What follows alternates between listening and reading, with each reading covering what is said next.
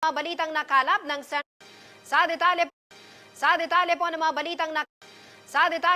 balitang nakalap ng Central Luzon News Team. Sa detalye po ng mga balitang nakalap ng Central Luzon News Team. Isang mainit na usapin ngayon sa Pampanga ang pagtatayo ng isang sanitary landfill sa Barangay Pabanlag, Florida Blanca, Pampanga.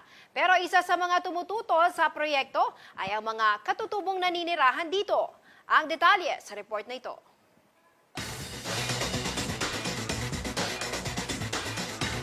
May grupo ng mga residente dito sa Florida Blanca na mariing tumututol sa pagtatayo ng isang sanitary landfill. Ang mga katutubo naman, hati ang opinyon sa pagtatayo ng ganitong pasilidad. Ayoko. Kasi mabaho po yan eh. Ayaw namin matapurin basurahan yung ano namin po. Kabilang sa mga aita na tumututol si Len Santos, 52 taong gulang residente ng Sitio Mawakan. Aniya kung sakaling matuloy ang pagtatayo ng ganitong pasilidad, maaari umano silang mawalan ng ganitong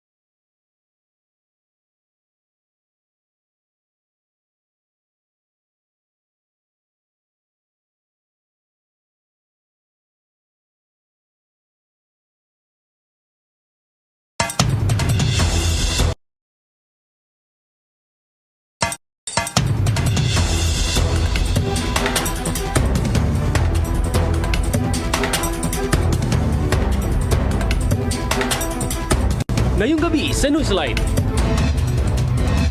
War on drugs tuloy sa kabila ng UNHRC resolution ayon kay Pangulong Duterte. Pagkakatalaga kay Congressman Alan Cayetano bilang House Speaker, kasado na sa Lunes. Boracay nakaranas ng pagbaha. At Manny Pacquiao nasa Las Vegas na para sa laban kontra Thurman.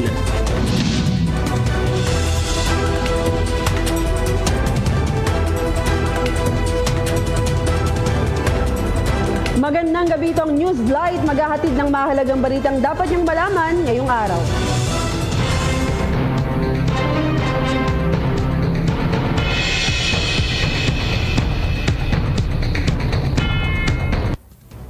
Kasado na ang malawakang kilos protesta ng iba't ibang militanteng grupo na sasalubong sa ika-4 na State of the Nation Address o SONA ni Pangulong Duterte.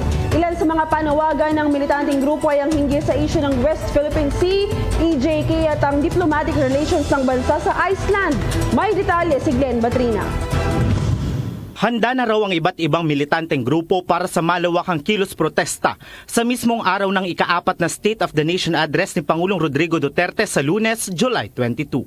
Pagtutuunan ng malawakang protesta ang panawagan ng mga militanteng grupo hinggil sa issue ng West Philippine Sea, katiwalian, sunsod ng kasi po alam niyo,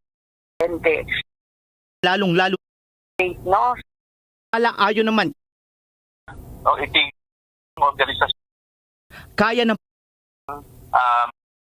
House of Duterte sa pangunguna ni NCRPO Chief Guillermo Eleazar kasama ang ilang community leaders para sa nalalapit Nagsagawa naman ng maiksing pulong ang Quezon City Police District sa pangunguna ni NCRPO Chief Guillermo Eleazar kasama ang ilang community leaders para sa nalalapit na SONA ng Pangulo. Glenn Batrina, Newslight. Samantala, kasado na ang 1521 na hatian sa liderato ng